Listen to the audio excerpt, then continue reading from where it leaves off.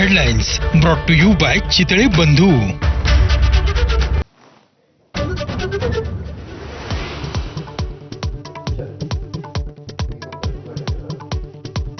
दिल्लीच्या हल्ल्यामागे मोठं षडयंत्र, जबाबदार असलेल्यांना सोडणार नाही। भूतानमधून पंतप्रधान मोदींचा इशारा, यंत्रणांना योग्य त्या सूचना दिल्याचीही मोदींची माहिती।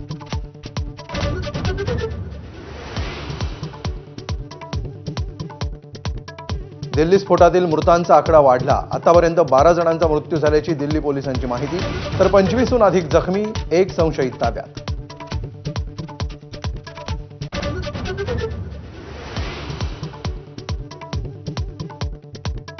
दिल्ली स्फोटात जैश ए मोहम्मदचा हात असल्याचा संशय बळावला। ताब्यात घेतलेला डॉक्टर उमर हा जैश मॉड्यूलशी संबंधित फरीदाबाद छाप्यानंतर होता अन्यत्र मोठ्या स्फोटाचा प्रयत्न, लखनौ कनेक्शनही समोर।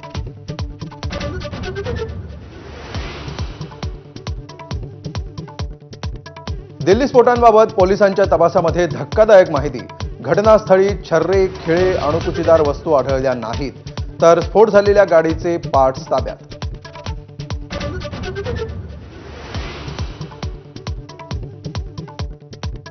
केंद्रीय गृहमंत्री अमित शहांच्या निवासस्थानी 1.5 तास चालली उच्चस्तरीय बैठक, सर्व महत्त्वाचे अधिकारी बैठकीला उपस्थित। हल्ल्याच्या घटनेनंतर सरकार अलर्ट मोडवर।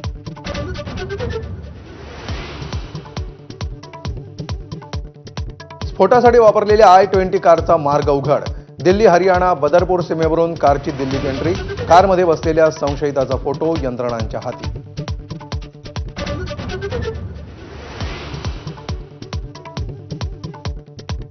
आगामी निवडणुकांसाठी महसूल मंत्री चंद्रशेखर बावनकुळेंवर निवडणूक प्रमुख पदाची जबाबदारी, भाजप पुन्हा क्रमांक 1 चा पक्ष झाला पाहिजे, फडणवीसांच्या सूचना।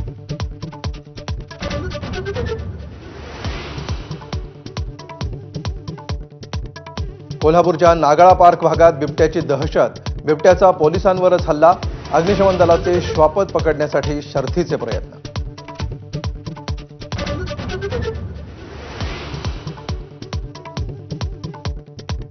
निवडणुका मित्रपक्ष म्हणून एकत्र लढण्याबाबत प्रयत्न सुरू, मवियाच्या पत्रकार परिषदेत काँग्रेस प्रदेशाध्यक्ष हर्षवर्धन सपकाळांची माहिती, मवियामध्ये राज्यस्तरीय समन्वय नेमणार असल्याचंही केलं जाहीर।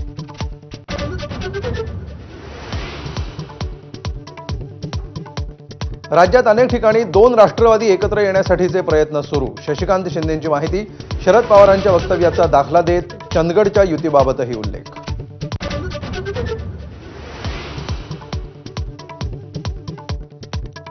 बिहार विधानसभा निवडणुकीच्या दुसऱ्या आणि अखेरच्या टप्प्यासाठी मतदान सुरू, सकाळी 11 वाजेपर्यंत 31.04% मतदान, 14 नोव्हेंबरला मतमोजणी।